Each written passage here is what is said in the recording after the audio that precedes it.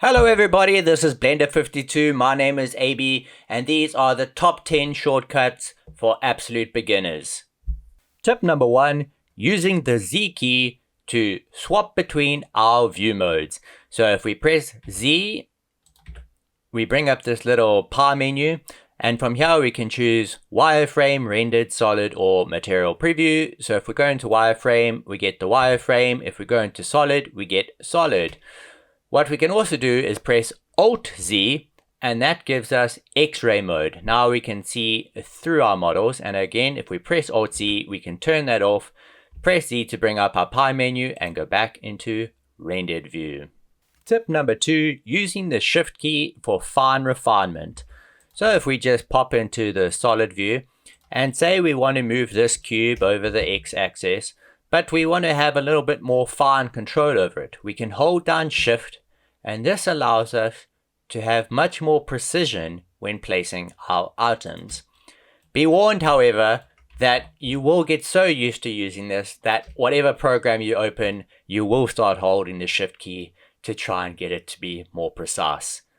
Photoshop, please implement this. Tip number 3, control spacebar to minimize or maximize your viewport.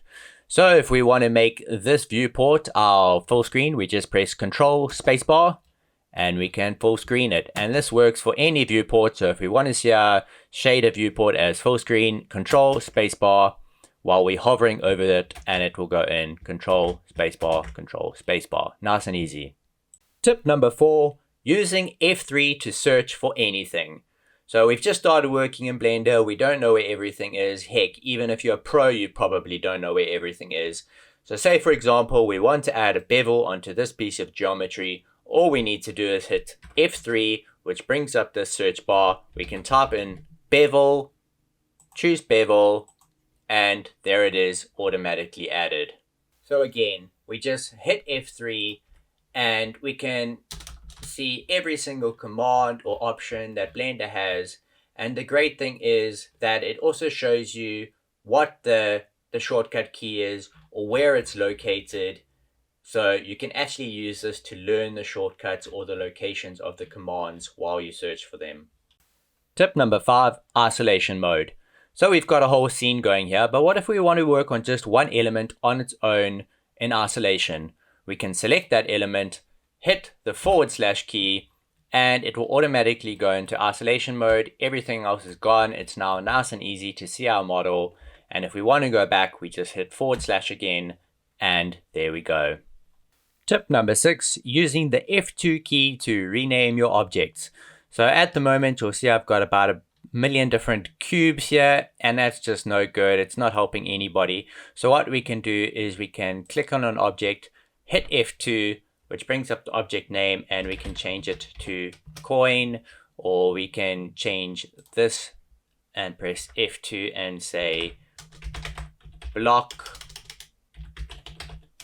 And that's just going to make your life a whole lot easier if you rename everything from the beginning. Tip number 7, using the shortcut keys for vertex, edge, and face selection. So if we grab this cube, go into isolate mode and go into edit mode using tab, we can press 1 for vertex selection, 2 for edge selection, and 3 for face selection. Tip number 8, setting your active camera view. So if we have a camera in the scene, which we do, here's your camera, we can change the angle, we can move around, and then we press Control Alt number pad 0 to set the camera to whichever view we are in. Control Alt number pad 0 sets the camera. If you're then moving around editing, you simply need to press number pad 0 to go back to that same camera view. Tip number 9, using Shift R to replicate an action. So if we grab this cube and we use Shift D to duplicate it and press X to move it along the X axis, we can then press Shift R to replicate those steps.